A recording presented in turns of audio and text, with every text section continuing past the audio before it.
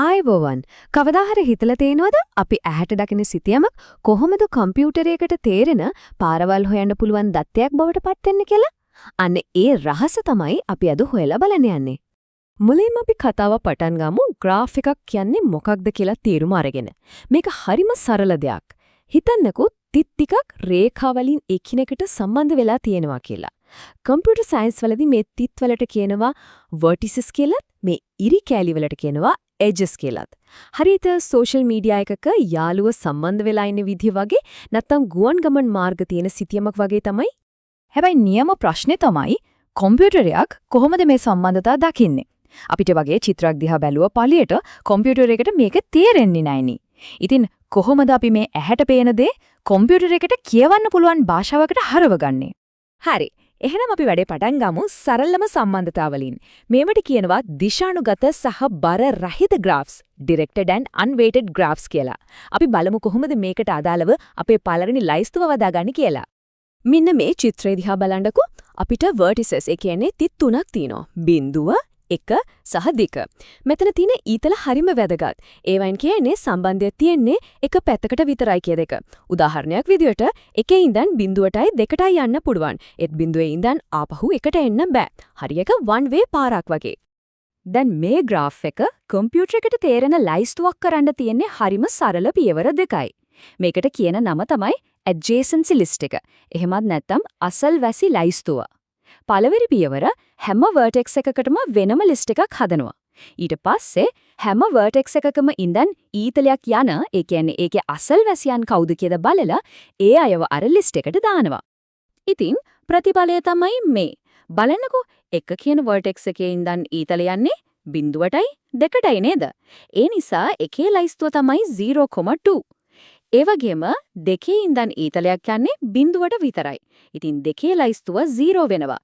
බිඳුවේ ඉඳන් කොහෙතවත් ඊතල යන්නේ නැති නිසා ඒකේ ලයිස්තුව හිස්. හරිම සරලයිනේ. දැන් අපි කතාව තව ටිකක් සංකීර්ණ කරමු. හිතන්න පාරවල් දෙපැත්තටම තියෙනවා. ඒ වගේම ඒ පාරවල් වල යන්න යන වියදම.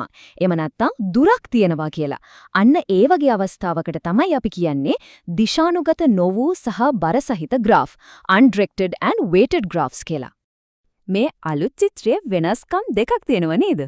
පළවෙනි එක තමයි දැන් ඊතල නැහැ. ඒ කියන්නේ සම්බන්ධතා දෙපැත්තටම තියෙනවා. දෙවෙනි දේ හැම ඉරක් උඩම අංකයක් තියෙනවා. අන්න ඒකට තමයි බර weight කියන්නේ.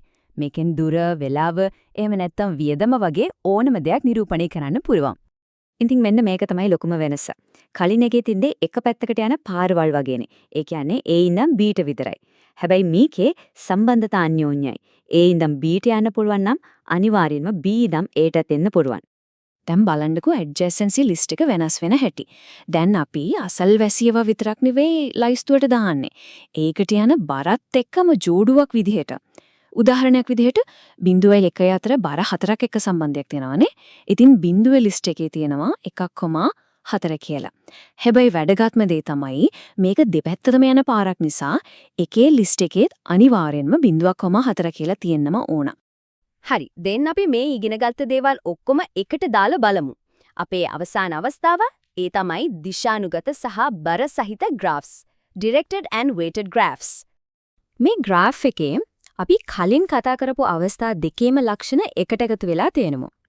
හිතන්න මේක එක පැත්තකට විතරක් යන්න පුළුවන් ඒත් ටෝල් එකක් ගෙවන්න ඕන හයිවේ එකක් වගේ කියලා. ඊතල වලින් යන්න පුළුවන් දිශාව පෙන්නනවා, අංක වලින් ඒකට යන වියදම පෙන්නනවා. බලන්න එකේ ඉඳන් දෙකට යන්න පුළුවන් ඒකට යන වියදම 3යි.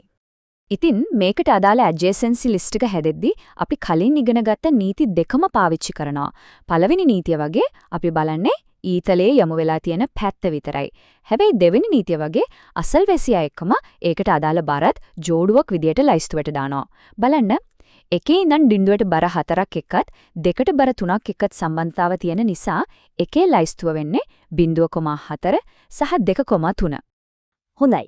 අපි දැන් දැක්ක මේ චිත්‍රයක් කම්පියුටරයකට තේරෙන විදිහට හදාගන්නේ කොහොමද කියලා.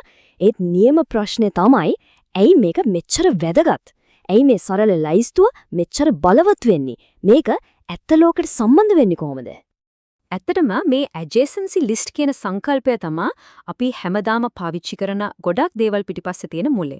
Google Maps එකේ කෙටිම පාර හොයනකොට Facebook එකෙන් යාළුවෙක්ව සජෙස්ට් කරනකොට ඒ හැමදේම පිටිපස්සේ වැඩ කරන්නේ මේ ක්‍රමය. පරිගණක නෙට්වර්ක් වල දත්ත වේගෙන්න යවන්න විතරක් නෙවෙයි ජීව විද්‍යාවේදී අණුක ව්‍යුහයන් විශ්ලේෂණය කරන්නත් මේ සරල ලයිස්තුව පාවිච්චි වෙනවා. ඉතින් දැන් අපි දැක්කා කම්පියුටරයකට පුරුවන් සිතියමක් කියවන්න පුරුවන් දත්තයක් විදිහක දකින්න. පළවෙනි කඩුල්ල අපි පැනගත්තා. හැබැයි ඊළඟට එන ලොකුම අභියෝගය තමයි ඒ දත්ත පාවිච්චි කරලා දහස් ගාණක් පාරවල් අතරින් වේගවත්ම, ලාභම එමතතන් හොඳම මාර්ගය කොහොමද කම්පියුටරයක් තෝරගන්නේ? අන්න ඒක තවත් රසවත් කතාවක්.